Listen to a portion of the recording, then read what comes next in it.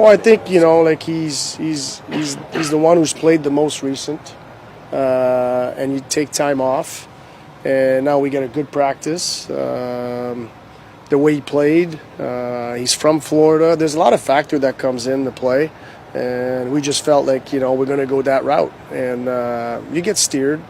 I wouldn't say it's one thing, but it's a couple things.